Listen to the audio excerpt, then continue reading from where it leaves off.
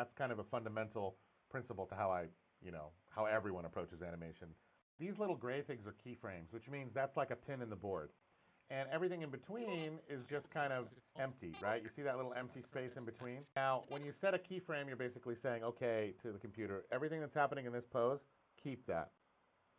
And then when you change something, and then you do another keyframe, it'll make sure it does this one, and then it does this one, and then it figures out in between.